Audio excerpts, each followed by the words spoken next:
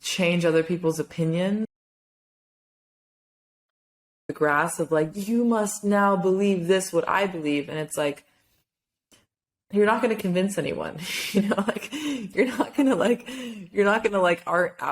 out argue anyone, out of their mindset. But I think the best thing that we can do is just to get together with people that see what we see, feel what we feel, decide to have the perspective of like, what if every day was amazing? What if I just chose to feel beautiful, feel successful?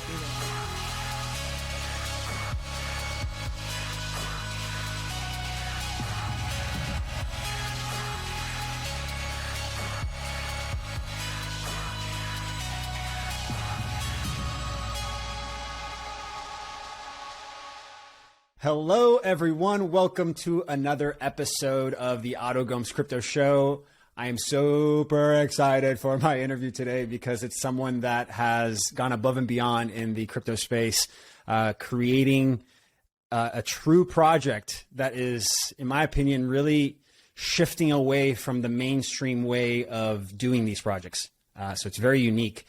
Her name is Virginia Salas Kastilio, aka owner, founder of Humans I Trust. Virginia Castillo is a humanitarian, visionary, and serial entrepreneur who was named one of Inc. magazine's top 27 women to change the world, and Hackernoon's one of the top 16 women in the NFT space.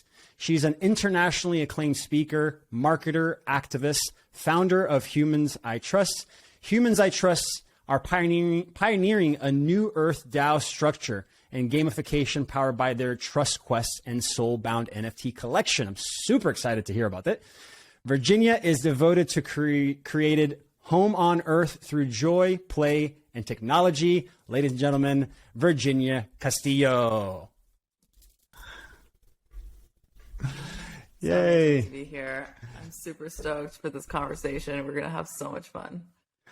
Thank you so much, first off, on just giving me your time, your energy. I'm really honored by that. I really appreciate it. So to get into it, so let's just start with your specific journey. So tell me about, you can go back as far as you want, but tell me about your journey to this point, and specifically, what was the red pill moment that really shook you out of that matrix? Oh, I love that question.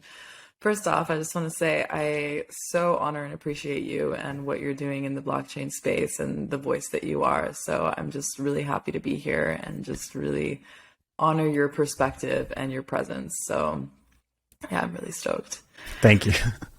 I love this red pill moment piece. It's really cool. I'll share a little bit about my story. I think origin stories are so fascinating, and the experiences that we step in through in our lives that bring us to this point. My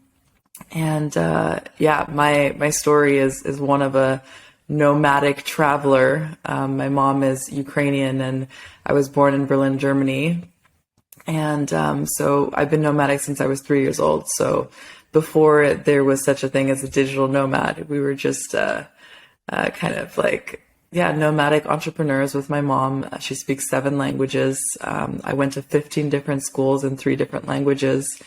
And in one of these schools was the Dominican Republic, which is an island in the Caribbean. And we had our complete house destroyed by a hurricane and moved from the south of the island to the north of the island that hadn't been so impacted. And at 8 years old, I got to go to an all-Dominican school where me and my sister were the only 2 white kids.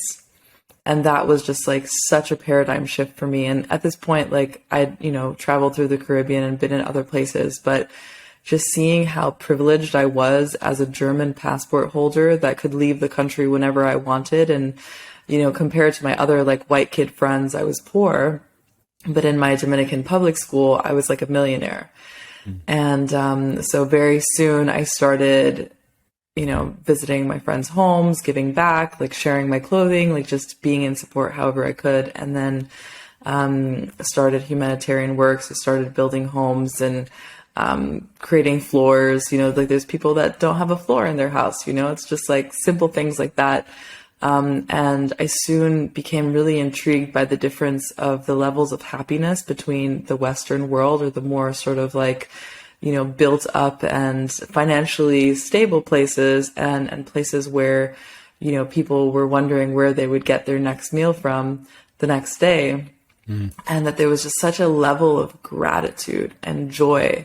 And there was like, not like complaining, about like, oh, like there's just this, we walk around now, in these big cities with just a lot of fear, I find. And so, after kind of my corporate, career, which was, 3 years at Apple, 2 years at Oracle, which is another, infrastructure IT company and software company. And, when I left Apple, I was doing $1 billion for them annually in sales, with iPhone sales, at their European headquarters in Ireland. And so I got to like get trained in business in a really beautiful way by just two of the biggest companies in the world.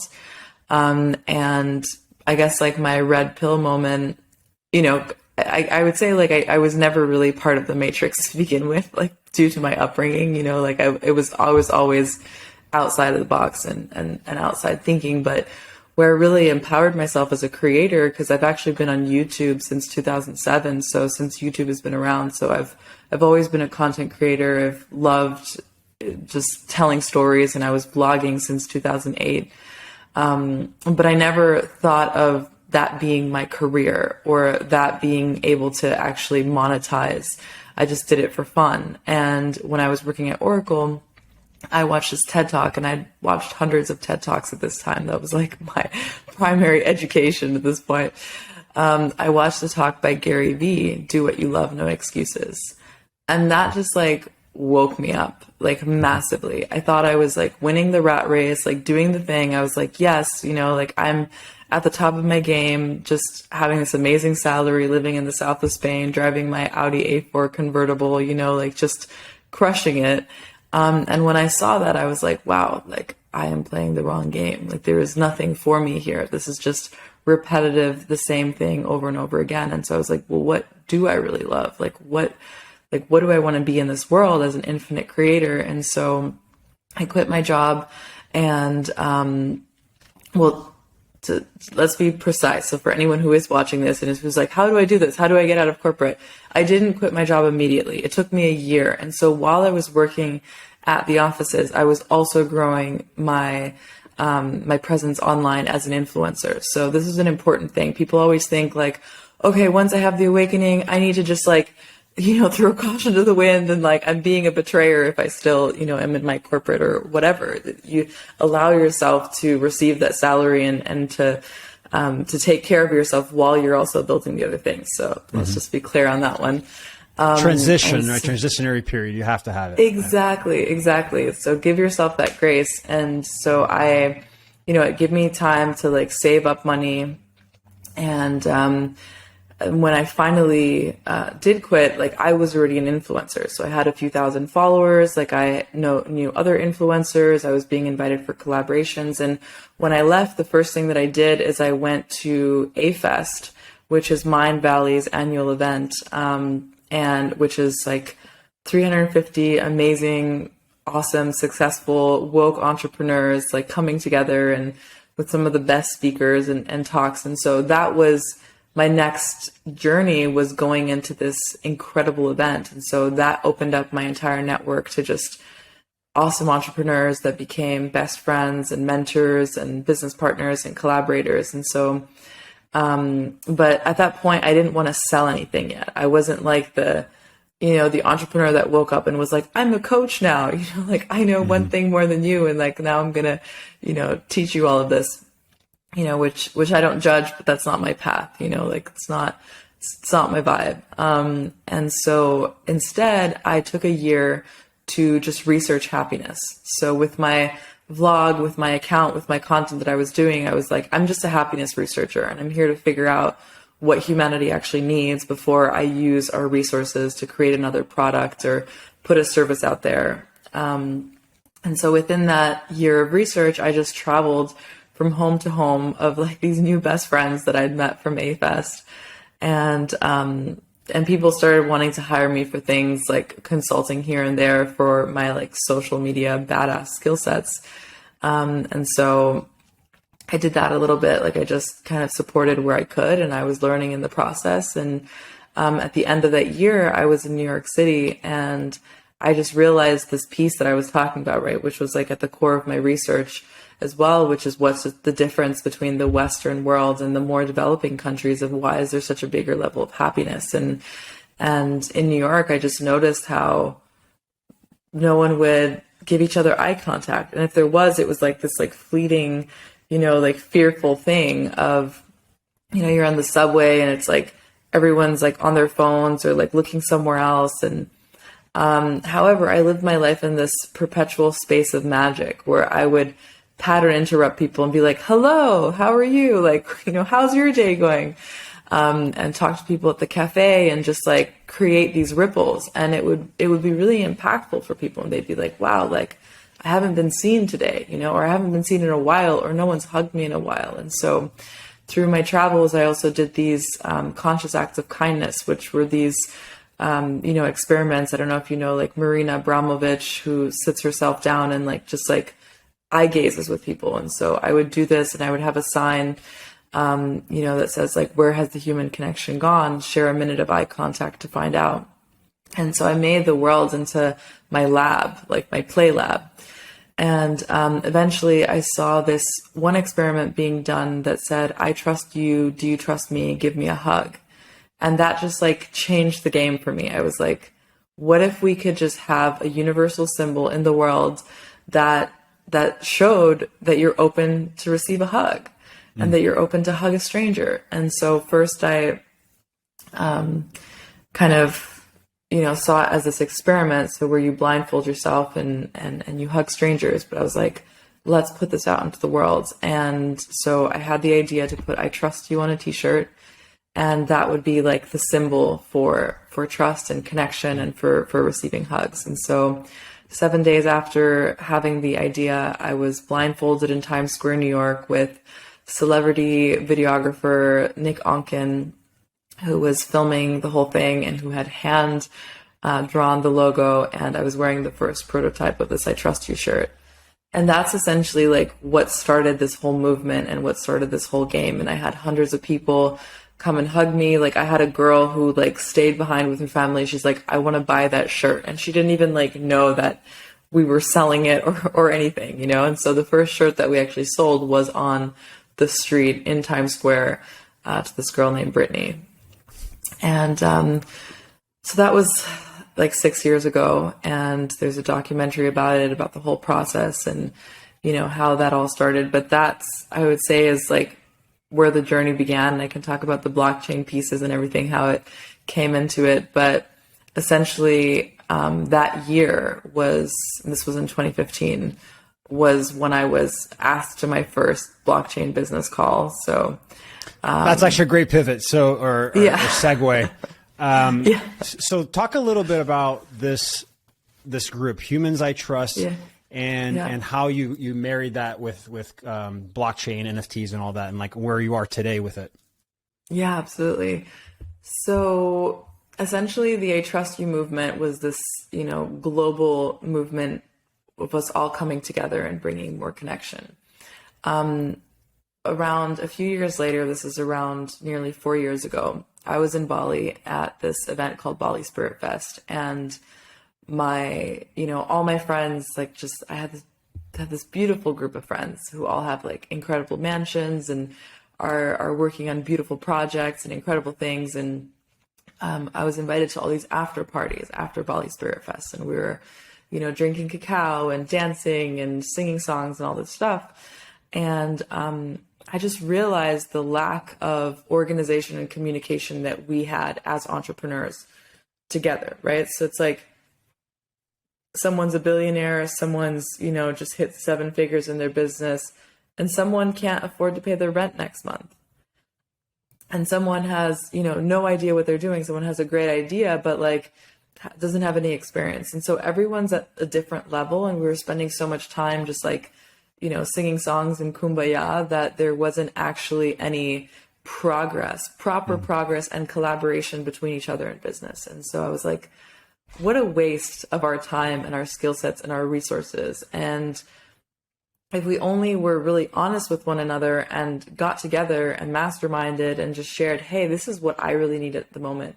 I'm looking to hire someone here, or I'm looking to, expand my business in this way, or I have no idea how funnels work, or, whatever the thing might be. And so I booked a villa and I created a flyer. I called it Humans I Trust. And I just sent it to like 15 people of my closest friends on WhatsApp. And I was like, hey, like, I want us to get together. And I sent this voice message of like, I'm calling us forward into this mastermind. And just created like a super simple, like ClickFunnels sales page for it.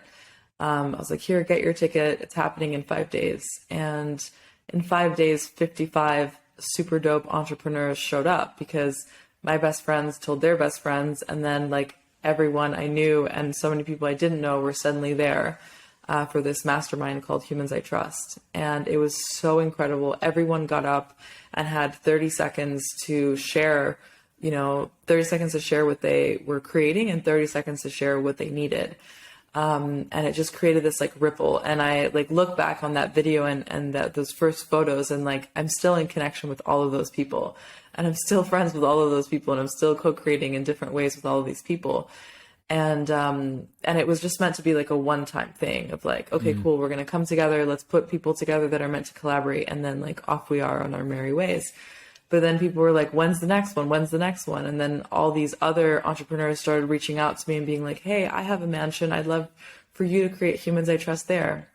And so within the year, we'd already, done a mastermind every single month. And then suddenly got invited to collaborate with Envision Festival. And then, we just did our first event. We rented out a castle before the World Economic Forum, called it the New Earth Forum. And partnered with the Climate Change Forum. There's just like all this like ripple that's been created where Humans I Trust comes, to these big events, and we bring our tribe together and we mastermind and we collaborate. So this has been going on for 4 years already.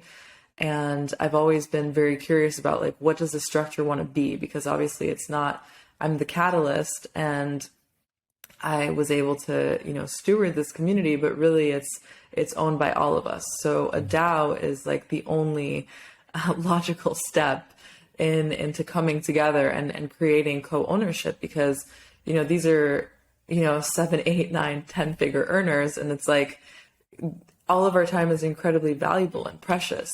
So I'm not gonna expect when you're running 6,000 employees for you to be able to jump in and put all this energy into something that you're not an owner of. And so if you want to play with other leaders, it's really important that we create an economic model where we are all shareholders. And so, but what is important here, and this is why when the NFTs came in, I wasn't interested in someone purchasing an NFT and suddenly becoming, a DAO shareholder, and definitely not a DAO governance holder. This is why we work with SoulBound NFTs. And so each NFT is minted for the member, and we want there to be an initiation. So it's not like, okay, I buy the NFT, and there are different ranges, like the membership, the DAO NFTs start at $4,000, like 4.4K, and they go up to 44K, up to hundreds of thousands of dollars, depending on like what kind of shareholder ownership you want into the DAO. And so it's not just a matter of putting down the money, but it's a matter of actually being trusted and trustworthy. And so that's why we've created the Trust Quest. So there's a Trust Quest into the DAO. So you start by applying to be a player. And so like imagine Ready Player One in IRL using Web 2 and Web 3. So that's a little bit of an overview. IRL in real life. In real life. Just FYI. For your information. For anyone who forgot about that one. People sometimes don't know. You gotta like, totally make sure they know. Yeah. This is great. So tell me a little bit about SoulBound NFTs. What you're describing is exactly what I've been thinking about for crypto projects, where all these public projects trying to launch at global levels are you're open to inviting the scrutiny of centralized government, centralized corporations, and divisive mindset, where somebody needs to lose for me to win. So I agree with you in creating, I call it like a sweat equity wall, but having to embody something and not just like, I don't care about how much money you have. Like, it's cool that you have money, but you got to do this thing. You got to sweat a little bit to get in. Exactly. And like, you need to give back a little bit to give in. So that's kind of the journey of the Trust Quest, is like essentially us becoming like secret undercover agents of love and of doing good in the world. So some of the missions include writing a letter to a stranger and leaving it on a park bench or in a cafe, or, planting 100 trees in Africa, right? Which we can do with the NFTs, or planting a tree in your community, sitting at the restaurant and secretly paying for someone's dinner who's sitting by themselves alone and eating, things like that. So that's what we care about and what we're interested in creating this global movement of people who are doing good. And then as you play, then you unlock different NFTs. We also have courses. We also have a whole community of people who have really dope courses, everything from transformational dance to crypto love to breath work, just like different things. And so people can choose from which courses that, resonate with them the most, and they can up-level their superpowers. And as you up-level, you kind of up-level in the DAO and things like that. That's awesome. It sounds like a true path of gamification of abundance, right? It's what I say at the end of my episodes. I always say, remember to gamify your abundance.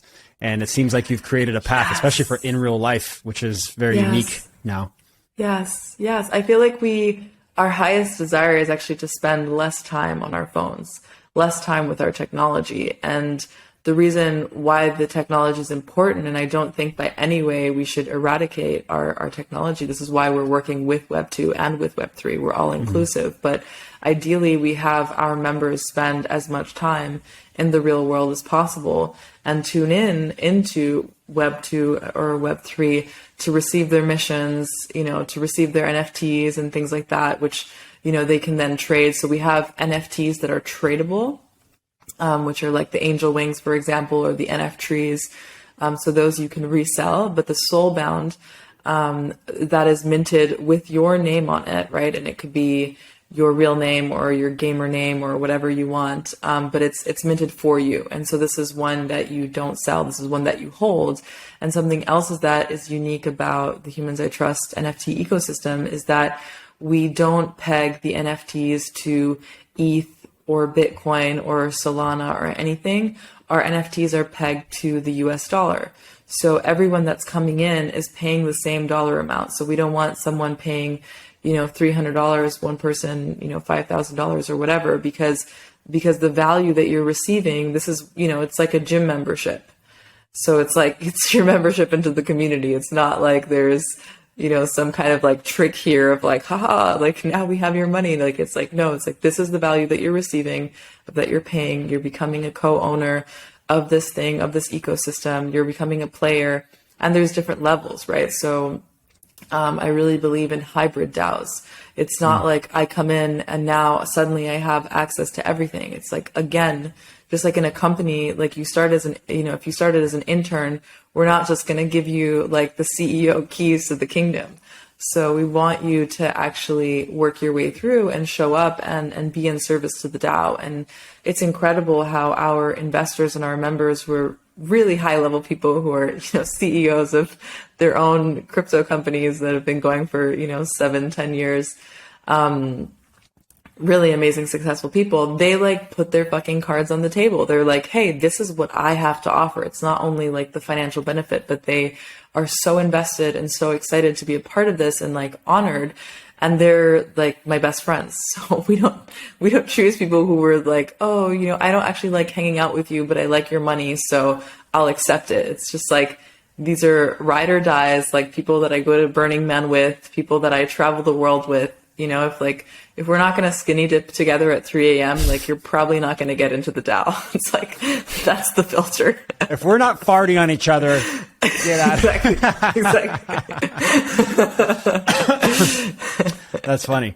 I had a question. Did you intentionally make it private, knowing essentially the differences between creating a project in the public as opposed to the private, or was it just like, oh, I want to make a membership?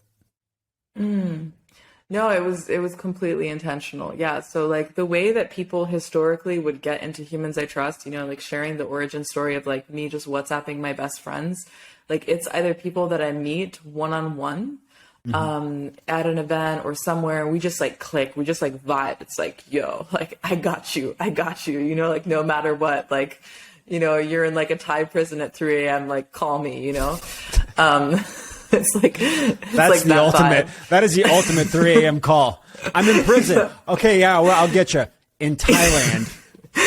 What? Exactly. Like that's kind of the level, and so, or people that I would meet online and I would cultivate a relationship with, like you and I, like, we've kind of had some touch points. And so it's, cultivating trust. Right. And so it's like through this conversation, like we're getting to know each other better. And so that's why it's always been very private. And so we've had people who have been like, hey, like, such a fan of what you guys do. Like we have 4,000 followers on our Instagram, and like, we don't promote it. We don't do giveaways or anything like that. It's just like people organically finding us. And there's a lot of people who want to play. And so they're like, I want to play with Humans I Trust. How do I, become a part of this? And so that's why through the gamification, they can apply to become a player and they can earn their stripes and become initiated in that sense. So yeah. I love that, initiation. I feel like what's happening now is we all need to go through some sort of initiation. Which is a good segue to my next question. I feel like the whole world has been going through an initiation these last few years, with lockdowns, with, CV and what's been happening. What are what has been your experience these last few years with what has happened? And do you see things getting better? Do you see things shifting? Yeah. So tell me about your last 2 years and what was your experience with it?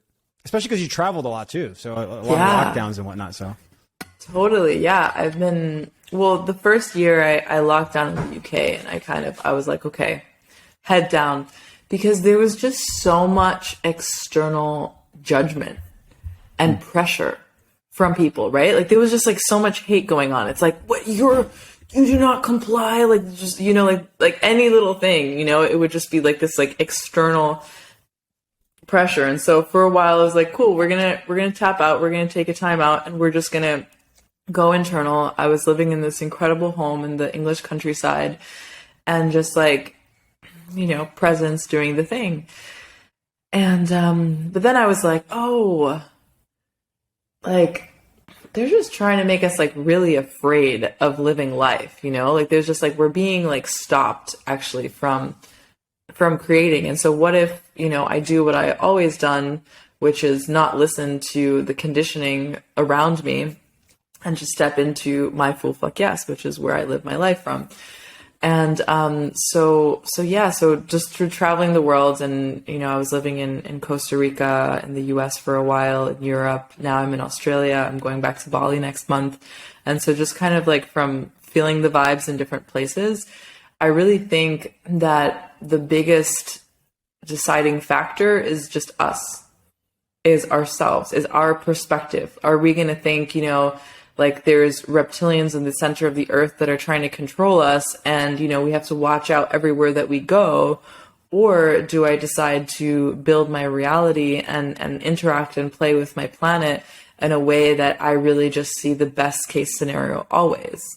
So it's like, it's our perspective, and we're trying so much to change other people's opinions and like get them on our side of the grass of like, you must now believe this, what I believe. And it's like, you're not going to convince anyone, like you're not going to out argue anyone, out of their mindset. But I think the best thing that we can do is just to get together with people that see what we see, feel what we feel, decide to have the perspective of like, what if every day was amazing? What if I just chose to feel beautiful, feel successful, feel attractive, like, wake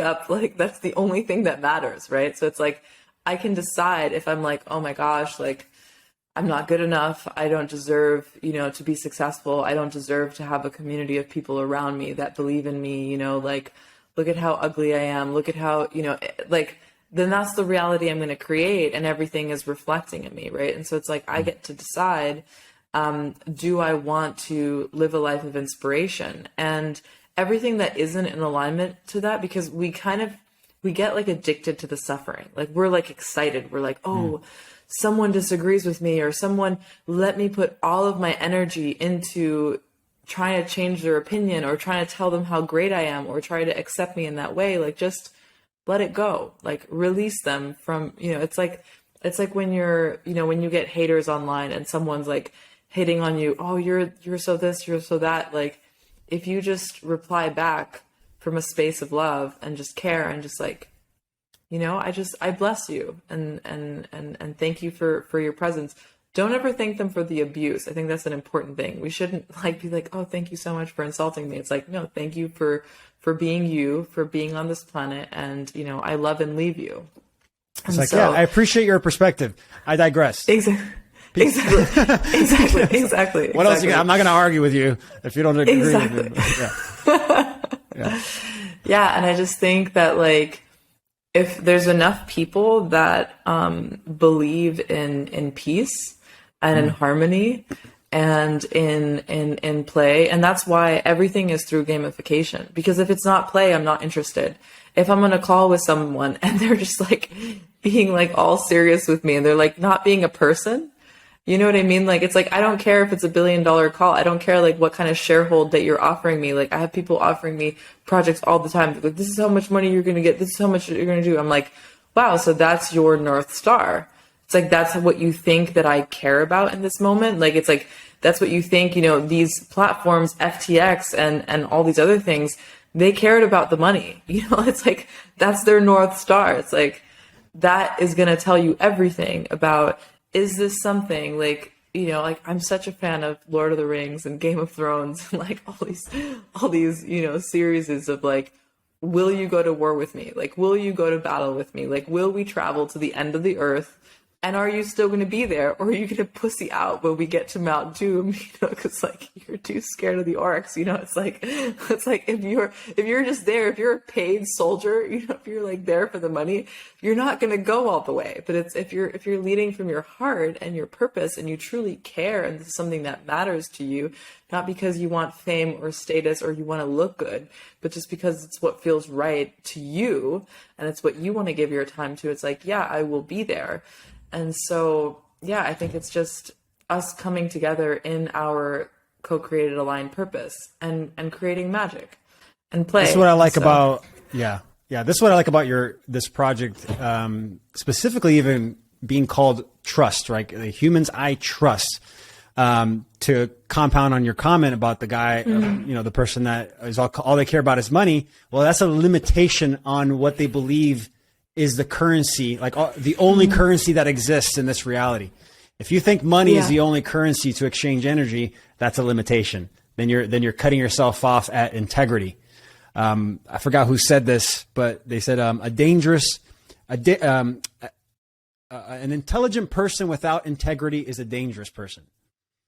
Because why? Because they're leaning so heavily on that currency, on that specific type of energy. Absolutely. So through creating this movement around trust, and our education platform is called I Trust University and Humans I Trust. It's all centered around trust. And I've been a student of trust for the past 7 years. And now I feel like the next teacher that's come in for me is funny. It's actually the precursor to trust, which is what you just named integrity. Oh, so yeah. Okay. When you have integrity, it's so easy to build trust. It's like when I'm sure that you are of integrity and that you're sure that I'm of integrity, then there's already this beautiful connection. And I think integrity is also married to transparency and vulnerability, clarity. It's like yeah, maybe I'll fuck up sometimes. Like I'm not always perfect. Like sometimes I will think that I'm doing the right thing, or I thought it was left. Sometimes you're like directing someone in the car and you're just like left, right. And then you say left, but you actually mean right. Like it's like sometimes like our brain kind of just is like, boop. And so, it's like, we're all doing our best. It's like, oh shit, no, sorry. It was left, and so allowing ourselves to be vulnerable, to correct ourselves when we said something that we noticed is actually not what we meant, or thinking about it longer, we're like, oh shit, I was actually acting from lack in that moment. Like I forgot that energy is infinite and that we can have anything that we want, and that it needs to be play. And I was stepping in from lack, and I let someone in, or I connected with someone, or, especially in this space, like, cybersecurity right now is like a bigger issue than ever. And, I was at the gym and it came on the news that this year alone, $4 billion are going to be lost in Australia to scammers, right? Wow, that's a lot. $4 billion. Yeah. So it's like, I receive these emails from, pay this PayPal invoice.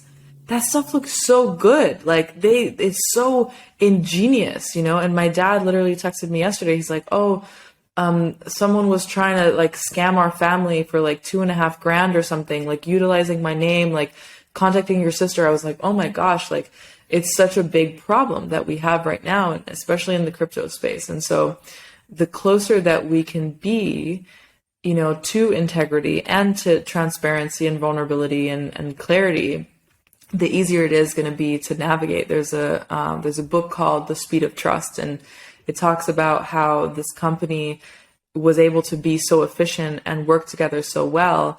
And then when they acquired another company, things started slowing down because they didn't have the speed of trust with this new team, because, they were all new and didn't know each other yet. And so it's like, when we can build trust, we are working so much more efficiently. I think it's even like the Navy SEALs or something like that work in this way, which is like, they trust so much what the other person is doing, right? If one person moves forward, like they're not like shouting commands, they're kind of like moving as an organism. So the person who knows what to do next is in charge. And it's this like dynamic leadership. And I think that's really where we need to be, and just really trusting one another and being like, humbling ourselves and being like, what, I have no experience in this space of strategy and finance. Like, let you come in and really take leadership and let me listen, instead of having this, feeling of like, okay, I always need to know what I'm doing. Like, I am the CEO, I am the leader. Like, it's just, it's funny. Work. It's, without going too much into it, it really is all about trust. It's actually the biggest reason we are in the situation we're in is us giving the power of our digital versions, our digital selves, to these centralized systems. Going like, I trust you. I trust you. I trust you with the version of myself that exists in this digital, this metaphysical layer. Where now blockchain is a trustless system. Why? Well, so that we can start to trust ourselves again, individually, without having to rely on the third parties and be dependent on third parties. 100%. So next question here I had, it's more of a general question. What would you say is the secret sauce for an overnight crypto success? Like, what pieces of the puzzle are crucial today to catch the traction that crypto requires for crypto to consolidate into, like to attract smart money? I feel like the core ingredient is really creating something that is going to truly be beneficial to the ecosystem, no matter at what level of player you're at, where everyone is really winning together. And there's a system that is built within the economic model that is genuine and perpetual. It is creating value. And it doesn't have to mean like, okay, great, we're going to create we're going to mint 1 trillion coins and then everyone is making money every time something, like just like really making sure that there is, a foundation. And I really look at biomimicry here. So when you have a tree, and the tree takes in the water from the roots and it brings it up into every part of the leaves, it's like everything is getting hydrated, everything is getting nourished into the branches. And so kind of utilizing that for the economic model that we're creating within the ecosystem of the project. So that, first of all, it's like, how does it benefit everyone else? Mm-hmm. The team, right? Looking at the team, like who are the core foundational pillars who are building this? What kind of humans are they, right? What's their why? And having access to that information and transparency. Like, I really respect, projects that are, kind of like more hidden, if someone's like wearing a mask or they're trying to hide their identity, if you're going for a really big kind of international, global, exposure, sometimes maybe you want to hide your identity, right? Like, that's okay. But it would be helpful to hear, interviews or, just like pieces written by them. Like, no, you don't have to know exactly who they are, like in the physical realm, but know who they are as a human, right? And what their intention is and why they're building this. So I think that's another piece, is just like the team, like who are all these people that are the biggest or major shareholders within the project. And then the next piece is who are the first 100 people that you bring into the project, right? So it's like, who are the first 100 players, shareholders, NFT holders or whatever? What kind of group are these people? What is their intentions of being within it, right? Because it's those first 100 people that are going to bring on the next 1,000 and so forth. So it's like, the seed of which we're creating from, is it pure? Mm-hmm. And so really looking at that. I mean, of course, a project can be successful and, overnight make all this money. But what I'm looking at is like longevity, right? So it's like, is this still going to be around in the next decade? Is this still going to be around in the next 2 decades, right? So I always think about building something for generations, and not just, how can we quickly make a lot of money, and then some people that come in later are going to lose through that, right? So really through building longevity. And I've been advising in the crypto space since 2015, and I'm part of projects like this that have just been diligently going, like High Vibe Network, Seeds, for example. Like, these people have been around for a really long time and are building slow value, bringing on incredible advisors, like top people in the blockchain space, and that are very discerning of who gets to play in the project. And anyone that I meet from any of their projects, I'm like, these people are incredible, like fully of integrity, doing the right thing. And so that's what I think is the really making sure it's benefiting everyone, looking at the team, looking at who are the first investors, who is the community, and what's the like collective vision and mission. Why are we doing this? Like, what's the point of creating this to begin with? Like, what is our ideal outcome, other than just making everyone rich, like how, and like you're saying, there's energy more than there's just money, right? So it's like, how is this benefiting the planet? How is this benefiting the community? Are we building homes and spaces? Are we building villages? Like, that's a big part of our, global strategy as well, is that we have these trust villages all around the world of like existing epic eco villages from Costa Rica, Asheville, North Carolina, Bali, all over the world, so in Europe as well, in Ibiza. So creating these spaces where people can come and like, buy land, raise their families, So I was going to say, is it like a how do you say it? Like a villages, like where you can go and you can be a part of it if you want to. Wow, that's pretty cool. Exactly. Yeah, there's one Holos in Costa Rica that has like some of the most beautiful waterfalls I've ever seen in my entire life. Like, they're like stunning. So Costa Rica, so it's like really like, how do we start, the new spaces and the new homes? Like, how do we get together in the real world? I think that's just something that we're really passionate about, is like real world applications, real world events. Like if you're watching this, come and hang out with us at Envision Festival in Costa Rica. That's the next place that we're going to be. Or, play the Trust Quest at the World Economic Forum, or Art Basel, which is starting now in Miami. So yeah, come and play with us in the real world. Okay, so I have to ask this next question, just because like you've mentioned a few things and you also are talking about, working with people that have integrity, that look at their actions and what they're doing and not just what they're saying.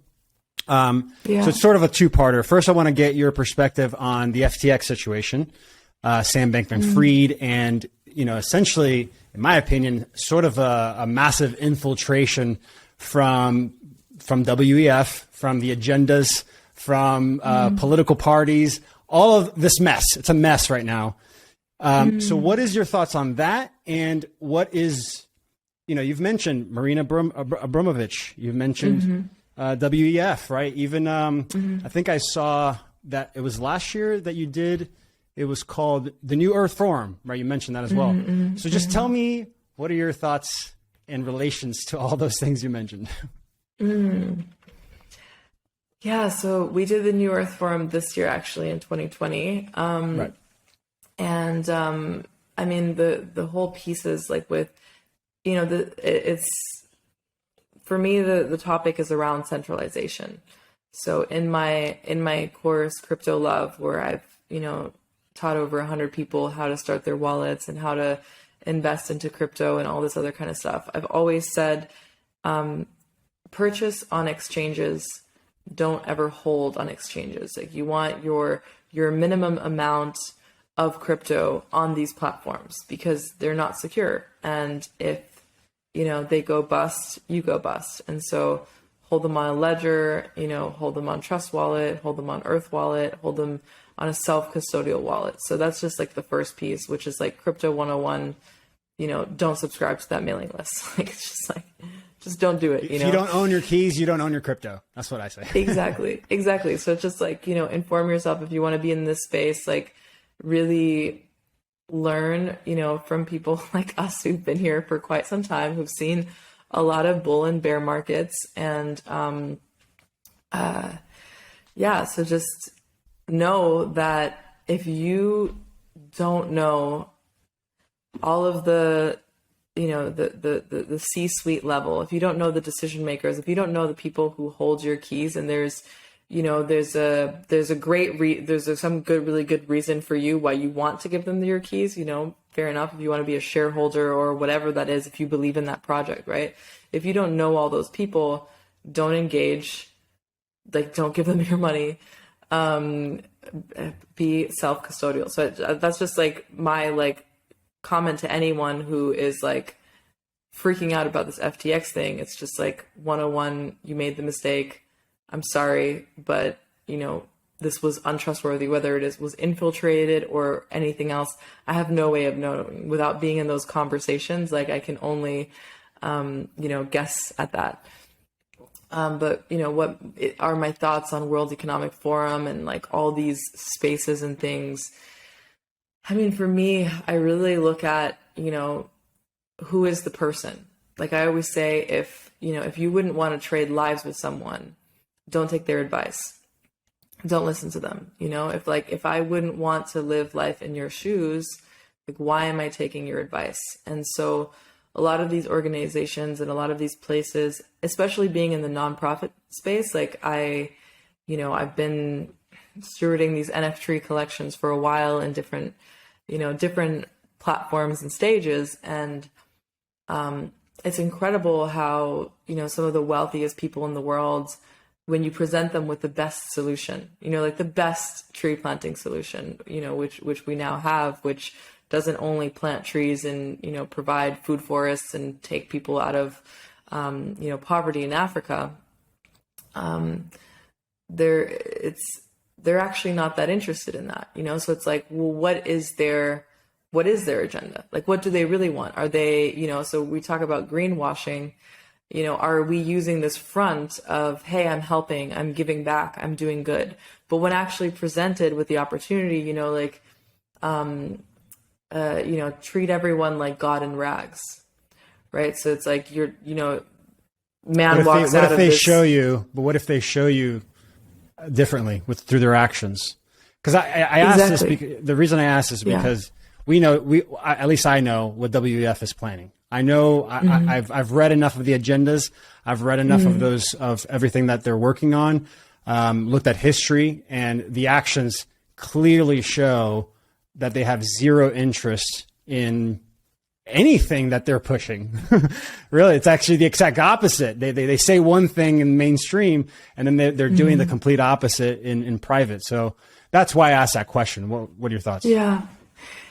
And I mean, going to these conferences, like you just hear about like people's frustration who are actually there to make a change and to make a difference. And they're like, here we are once more, just talking and not doing anything. Right. So it's really like, that's why for me, I like to get people planting trees, getting their hands in the dirt, actually doing the thing so that they can see what the execution looks like. Because, just talking here conceptually at the top, but not taking action, it's because you don't actually, have the motivation or the care to see these things being implemented. And so, like I was sharing, top businessman, whatever, impact investor, activist, walks out of the event, looks to the left, maybe there's someone blindfolded giving free hugs, just keeps on walking. You know what I mean? Or someone who actually needs help in that moment, or hey, I'm lost. Can you help me? I'm trying to look for this. I don't have any time. So it's about how you treat every single human, person to person. Like, how do I actually show up, and how do I give back? From walking in these spaces, there are a lot of these people that just talk and that just want to look good in the press articles. They want to stand there with the photo of planting the tree, of doing the thing, but actually have no true commitment to the bigger picture, the bigger impact. Whereas I know other people who are like, man, I didn't plant enough trees this year. I didn't, I'm not making enough impact. How can I orient myself? And not from a space of, otherwise I don't have meaning, otherwise I'm not a good person, or otherwise, spaces of fear, but of true, genuine care, because it brings them joy to see other people thriving, and to allow, other people in other countries and, in their own neighborhoods, to be thriving as they are. So it's like, how can I, spend my time in just also creating solutions? A lot of times people will, be like, oh, well, you're not planting trees, or you're not doing this, physically, maybe you don't, that's not your path, or that's not your journey, but you're creating ecosystems. Okay. So here's my next question. Do you believe in climate change?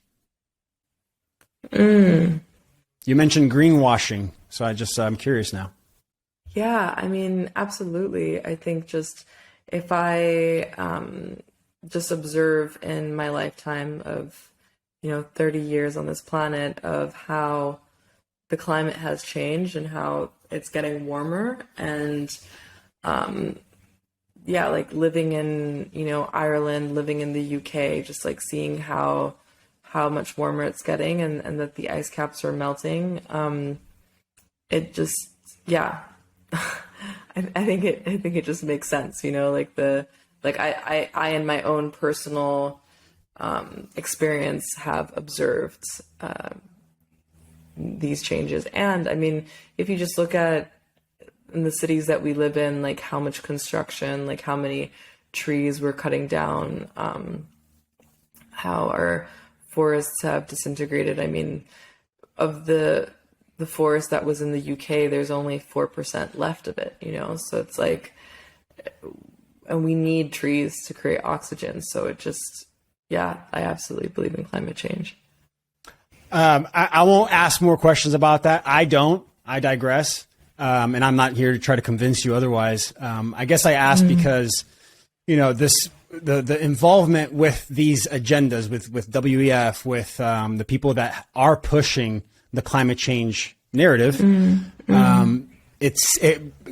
based on my experience of the last 2 years, being the same people the same people doing what or the people that are directing at least or in agreement with what has happened in the last 2 years. And now the pivot towards climate change and that discussion, and pushing that now, it makes me question. It makes me wonder, okay, well, I experienced one thing that you did, which that had a completely opposite intention. Is that going to, happen the same with this new narrative, with this new discussion? So that's the only reason why I asked that. What are your thoughts on that? Yeah. I mean, I understand the skepticism towards the front, right? If it's this is the thing that we're talking about, but there's actually a different thing here. So it's almost like trying to get us to look in a different direction. Look at this flame, my fingers while I put this fist over here and do something else with it. Yeah, exactly. Yeah. I mean, just looking at the fires, the heat wave that we had now in Spain was the top recorded heat wave in 100 years. And to the fact that the heat wave was given a name the way that we give hurricanes name, right? So they named it Zoe, which is, the first name of a heat wave ever.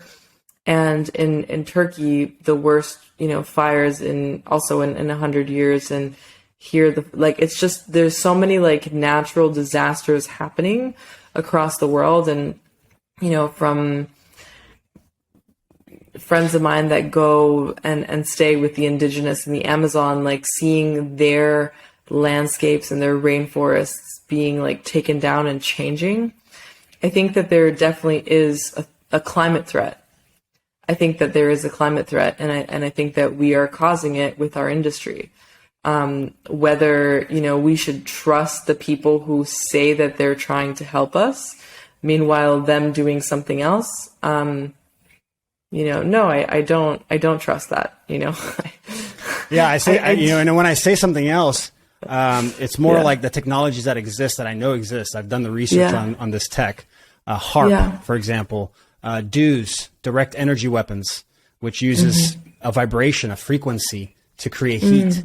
So I have to question if this technology, if all of these types of technology exists, even this other one called the Blue Beam Project.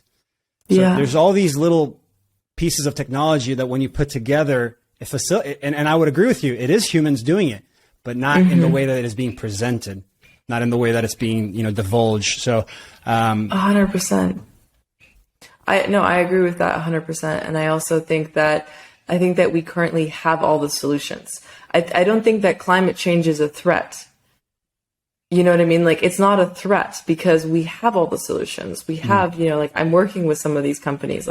I know the technology that they have. I know the advancement that is here. And I think that we have all the technology to solve all of these problems and then some to create even more beautiful landscapes and homes for us to live in, right? So it's that's why kind of what I was sharing before, it's about our mindset. So instead of us buying into this fear mongering, oh my gosh, the earth is burning, we're going to die, we're, all this stuff and just focusing on the solutions, what's already here, what we can create, and coming at it from a space of joy and play instead of trying to create fear. Because once we, are infected with fear in that sense, it's we stop being able to use rational thought and taking our time. So it's if you're in school doing a math test and the teacher is just hitting you behind you with a ruler, you're not going to be able to take your time and look at the multiplications and think about what you need to be doing. But if you have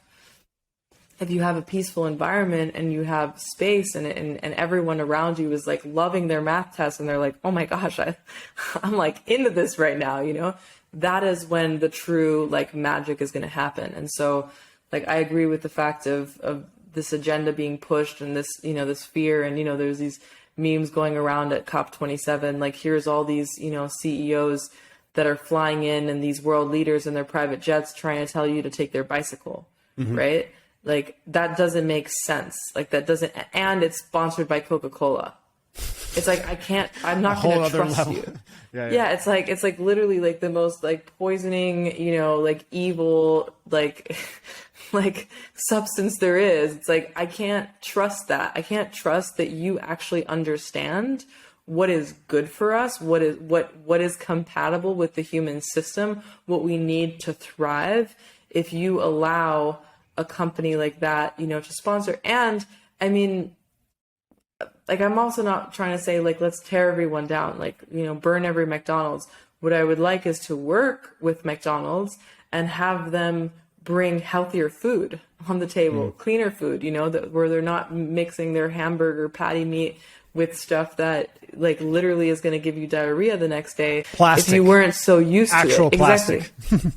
Yeah, exactly. And so, if they were to come out and say, hey, we're sorry, we fucked up and we're only going to use these ingredients now and you guys can check us, then I'm like, great, then you can sponsor. But otherwise, if you're still going to continue doing what you're doing. You're on the pessimistic side, man. I'm at this point with, it's funny because you kind of, not to call you out, but you kind of contradicted yourself. You mentioned focusing our energy on creating something new. And focusing on something new. And now you're saying, oh, I would love to work with these old companies and try to recreate them. I think we're at a point right now, and this is my opinion, of course. I think we're at a point right now where we just need to focus on creating the new and let go of this old paradigm, this old matrix. If anything, the more we give it energy, the more we push against it and protest against it, we're just reaffirming its power. We're just perpetuating, the narrative that they are in control, that they have control. So what are your thoughts on that, guy? Because I love the concept of, like, no, let's just focus on creating the new. Let's just focus on creating the new. No, I absolutely believe in creating the new. And that's why I said, don't protest against them, because then we're giving them too much energy, right? Then we're actually reinforcing and we're wasting our resources and our energy. That's why I said, I was like, I'm not trying to burn down all the McDonald's. Like, I don't think that that's going to happen. So, but what I am open to is if they come and say, we would like to do better, then I'm not going to say no to that. You know what I mean? Because, and I have before, because, and I'm using this specific example of McDonald's because, me and my team, when I was running my marketing agency in London, we got asked to come into McDonald's and to pitch for them and to work as their influencer marketing agency. And I said no, because it went against my belief system of, like, I am not going to help market more for McDonald's, right? And in that context, I would still say no, because essentially, they just wanted us to do more advertising for them, right, of their current product. But if they were to say, we would like to do better, or we would like to plant trees, or we would like to help in some kind of way, then I'm open to that conversation, because if they're getting cut off from helping us build the new, like, we need all hands on deck, So what I'm saying is like, before I was like, no, absolutely not. I will never work with them. I will never have my name connected with them in any sense. And now I'm like, I will build the new, I will create the new. And if we have old paradigm systems that are open to a conversation and are asking how they can be of service and how they can plant more trees, absolutely, let's let them help, So that's just what I'll say to that piece. And I totally understand where you're coming from, because that's, it's a big dilemma, right? It's if you're trying to be in service and you're trying to support and you're trying to do good, and you're like, well, I don't want to be associated with this. But in the end, like, everyone is perfect, right? It's like, we want everyone to play on this earth. We're not going to start, it's like the same thing of, like, trying to kill everyone with a virus, it's like, we're not going to come out with our own virus and then, weed out the bad people. There's, like, very good people that are working for McDonald's and Coca-Cola and all these other places. Like, let's not, tear them down. Let's help them amplify up, right? Like, let's not market the poison, but if they're coming in to say, hey, we want to use our resources, our venues, our real estate, empire that we have, which is essentially what McDonald's is to, share more about, like, health conscious things, then a lot of the people that are currently their customers, which is 95% of the population, according to what they told me in their offices, right? So it's like helping 95% of the population have a different avenue of education towards, food. Like, I'm a yes to that. You know? Yeah, no, I think where I kind of, and just to share my perspective and we can move on. I think I kind of approach it as, you know, I wake up every day with a finite amount of energy. I have a very specific amount of energy that I can focus on something every day. And if I keep giving the energy to the old system, even if it's like to be supportive, to be helpful, to you know, for it to be better, to shift. I don't know. I feel like for me, it's like an energy leak almost. Like, well, and the reason I say this is mostly because all of these public entities that exist in this paradigm, they've been created, or they got to that point because of the way that the capitalism currently is, where the flow of energy is more of like a pyramid shape, where it goes to the top, to the few. Where if you have a lot of money, you can come in and you can benefit the most because you have the most money. So it's just the way that the flow of energy works in a lot of these public companies, I don't like. And so I'm like, well, I can either waste my finite amount of energy on trying to fix the old, or I can focus my energy on just building the new. So we can leave it at that. I think that's very powerful of you to have that perspective, because that's a tough path. Like if and when that does start to happen, because I think it will start to happen, awareness is inevitable, and these old systems, you either change with the times or you get left behind. And so when that bridging starts to happen, I can see you being at the forefront of that, trying to be that bridge. I really love this piece, because I think it is incredibly important, and I feel like a lot of people are listening right now being like, yes, this is such a like juxtaposition that I sit in, you know, and I will say this, just to kind of, you know, round this off about the energy piece, because it is really important. Where are we putting our energy? Is it in a black hole? You know, is it in something that's just going to leak us and suck us out? Or is it actually into the soil and into seeds that are going to grow and that want our energy, right? So it's like, and I've made this mistake, and I just want to like mention this as very clearly, as not stepping into places where we are not invited towards, right? So let's talk about like the old paradigm systems where we're not invited towards, where they're not ready to receive the kind of the new creation codes that we have to share. And we're just speaking to like an empty wall. You know, and it's like a black hole, and it's leaking all of our energy, from our financial resources to our presence to, you know, everything that we've created. And so it is really important, what I've learned of having almost like given myself to those black holes in different lessons, is like, do not step into spaces that are not able and are not ready to receive what you have to share, and are not ready to implement what you have to share, right? So it's like, it is an important piece, right? So someone who is thinking about this, maybe you are right now in a conversation with a company that is asking you to come in and help bring some of the new, you know, ways of, you know, sharing resources and creating together in collaboration. And if you're trying to support and it's not working and you're finding yourself exerted, just leave. Just get out of it. Cut that cord. I agree. Because that's my tell. You just described what my tell is when I'm going to do business anywhere. As soon as, or really not just about business, in any relationship, really any kind of relationship. If I start to feel the leak, if I start to feel like, why am I so tired? I'm like, oh, there's either a lack of awareness on my side that I'm not seeing where that energy is getting sucked into, or maybe the flow of energy is not a regenerative one, or there's a vampire that I'm talking to and is deliberately sucking my energy. So that awareness is key for sure. Yes. And particularly also in romantic relationships, folks, remember that. That's the most palpable form of energy exchange right there, in all kinds. Okay. Just a few more questions, then we can end here. What is your daily grounding and meditation practices that help you become so grounded? Like your energy is so calm and present and centered and, share. little antennas. Makes you a little bit closer to the sun. That's a great question. I'll actually kind of like turn the camera a little bit here for a moment.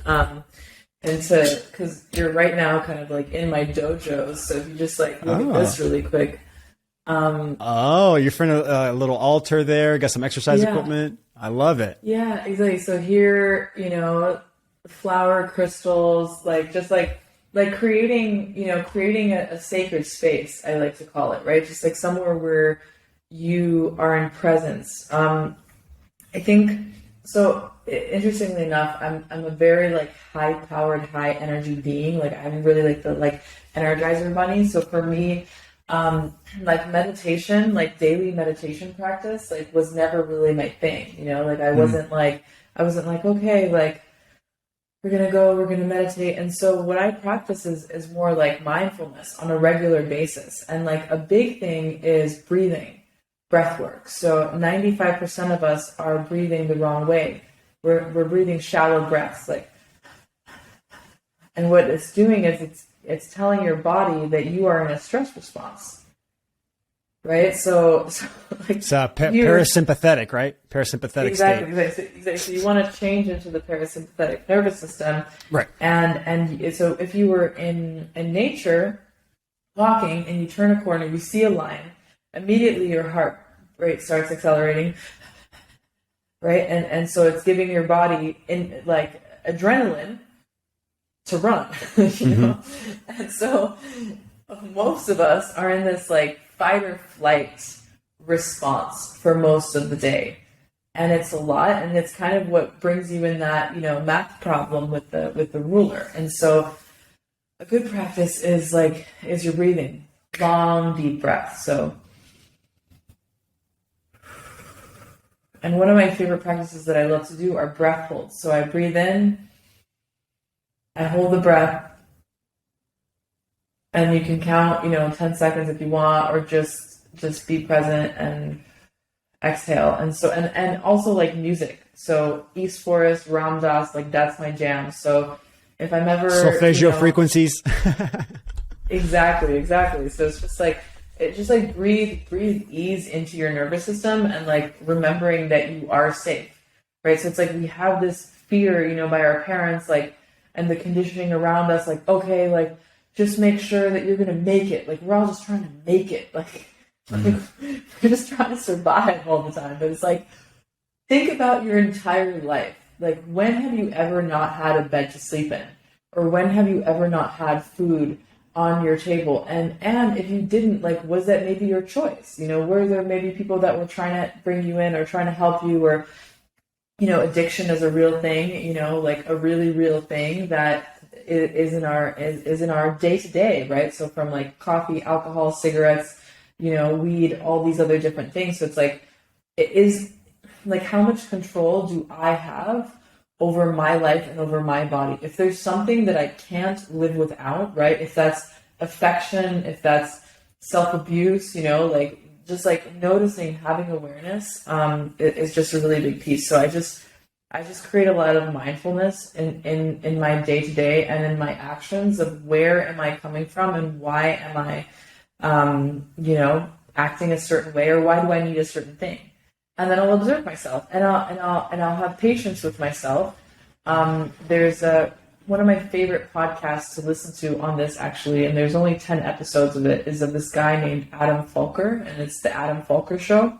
And he talks about how, like, consciousness and meditation practices and stuff can also be an addiction. And so he talks about a practice, yes, which is just, right? So he talks about just sitting on your butt. That's what he calls it. Just sit on your butt and just notice what comes up for you. If you're trying to grab the phone, if you're trying to distract yourself, like, what are you running away from? Come back. Okay, I'm noticing myself trying to escape myself. Let's come back to the body. Awakening the senses, looking around you, smelling, touching. So just presence is kind of like what I practice as much as I can. I love that. Man, you described it very well there. Yeah, meditation, in my opinion, is not, trying to close your eyes and trying to get into a space, a blank space or something. Yeah, I don't know what people are. I mean, I had that mindset myself. I thought that was meditation, but I agree, it's not. It's like being present with whatever comes up, whatever thoughts, whatever reaction, and just being curious about it and going, what is going on here? Yeah. I love that. I love that. I love your practice there. I think that is really the way to do it. That is the way to it's about the nervous system. It's about being conscious of the reactions and doing the practices, the daily practices that you can be accountable with yourself to be present. I mean, it's all about the presence. And just the last piece as well to anyone listening to this is like nature. Spend time in nature. Go for walks in forests, in jungles. Immerse yourself in water. Like it was actually with Wim Hof himself that I did my first ice bath. Game that's changer. Awesome. I met him one time. The coolest dude I've ever met in my life. Just like the most unique human being I've ever met. He really is. He really is. And that's awesome. And it's like immersing yourself in cold water. If it's waterfalls, if it's the ocean, if it's a river, like whatever it is, like that will expand you. And like now, before if there'd be like a little bit of cold water, I'd be like, now I'm just like, let's go. Like I'll have like cold water where before I'd be like, this is freezing. I'm like, this is nice, So that's just, ice baths are definitely where it's at. I'll share so I started hiking barefoot about 75 days ago. Changed my life. I'm not even kidding you.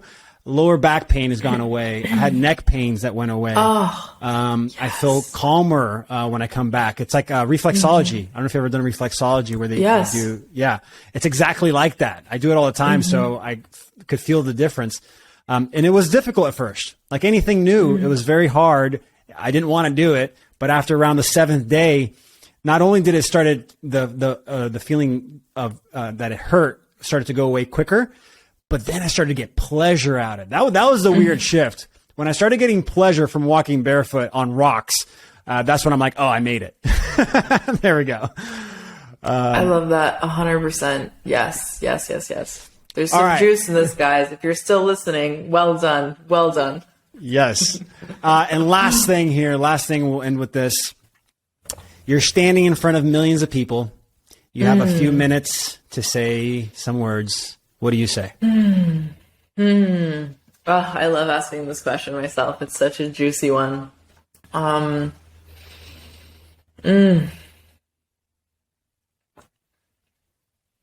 would say, remember that you're free. Remember that you're free in every moment, and that this life, this path, this story, this dream that we're in is a gift to you, is a gift that you're giving yourself moment to moment. And you get to decide how you want to dream the dream, where you want to live, what you want to do, what you want to create. And the more you allow yourself to feel, to be, to love yourself, the more love that you allow into your heart, the more pleasure you're going to feel, the more expansion you're going to feel. And I just celebrate you and everything that you've experienced, everywhere that you've been, everything that you've been through to get you into this present moment right now where you are listening to my words. And I celebrate and I bless your path from this moment forward, that you may continue to only see through eyes of love and eyes of play and eyes of joy. And so it is. So it is. Thank you, Virginia. If you guys want to catch Virginia, make sure you check her out on Instagram. It's Virginia Salas, Salas Kastilio. Is it Kastilio? And that's also your website too, right? Virginia Salas Kastilio. And also, if you want to sign up for her quest, her Earth quest, it's humansitrust.com. apply, get in there, and be a part of that ecosystem. I'm going to apply. I want to apply. And does this count as personal, or I still have to apply? Yes. No, 100%. No, you do have to apply. You do have to apply. But this is your official invitation that once you apply, you're also going to get in. So your quest will begin. And I'm excited for you to experience it and for you to bring some of your ideas into the game as well. You know, if you have any ideas for missions. I would love that. I'm building we haven't even discussed what I'm building, so I would love to talk to you about that offline. I would love that. But yes, I love it. I love what you're doing. I love what you're building.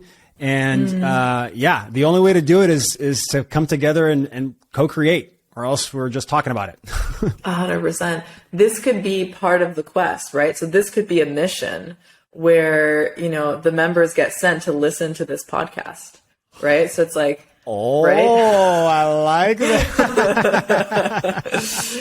So we can, it's all possible. It's our infinite realm of possibilities. So this, you know, if you want to leave a little Easter egg for a quester who's coming right now and has listened to all the way, you know, Otto, what is your Easter egg for them? Where do you want to send them on this quest? So am I sending them somewhere? Yeah. All right. Go to my website, Otto Gomes. Oh, actually, do have an Easter egg there. Oh, this is going to work perfect. So go to my website, ottogomes.live. There is an actual Easter egg there on this website. Good luck. Oh my god. Enjoy so if you find the Easter egg, you've accomplished it. So that's all you got to do. I love it. And then you also got to put it on your stories that you found it, and write gamification of abundance, or gamify your abundance. There you go. And tag me, and then I'll repost you. Yes, and tag me and Humans I Trust. I want to repost it and see the Easter eggs that are found. Love it. This was great. Thank you so much, Virginia. I really appreciate your time and your energy for this hour and a half here. And I cannot wait to see what is behind the doors of Humans I Trust. Thank you, everyone, for watching. I love you guys. Always remember, gamify your abundance. Peace.